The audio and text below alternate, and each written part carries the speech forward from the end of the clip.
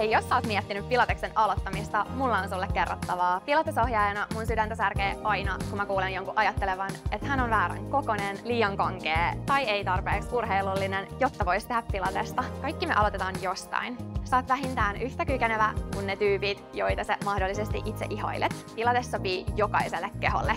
Hellävaraisilla, mutta tehokkailla liikkeillä lihaksiin treenataan lisää voimaa, liikkuvuutta ja kestävyyttä. Musta on ihanaa, että rauhallisella tahdilla saa rekryttyä lihakset kunnolla käyttöön, ja kun treenejä tekee säännöllisesti, sä huomaa yllättävänkin nopeasti, kuinka samoja liikkeitä jaksaa pian tehdä paljon paremmin. Pilateksessa me halutaan tehdä kaikki liikkeet tarkan hallitusti. Siksi on tärkeää pitää tarvittaessa treenin aikana rohkeasti omia taukoja. Tehokas treeni syntyy meinaan siitä, että liikkeet saa tehtyä laadukkaasti. Sun oma tahti on aina se paras tahti. Usein Pilateksessa tehdään liikesarjoja niin, että liikkeitä kerrostetaan treenin edetessä. Tämä tarkoittaa, että liikkeisiin lisätään lisää variaatioita. On kuitenkin täysin sallittua ja välillä jopa suotavaa jatkaa alkuperäisellä liikkeellä ja kokeilla variaatioita vasta, kun treeniä tekee uudemman kerran myöhemmin. Liikkeet on tosi kokonaisvaltaisia ja me halutaan pitää ne sitkeinä, eli välttää sellaisia nykiviä liikkeitä. Me tehdään paljon pulssauksia, eli pieniä joustoja treenin aikana, jolla me kerrytetään polteta lihaksiin. Ja tää on se niin kutsuttu Pilates Burn. Oot ehkä kuullut Pilateksen 6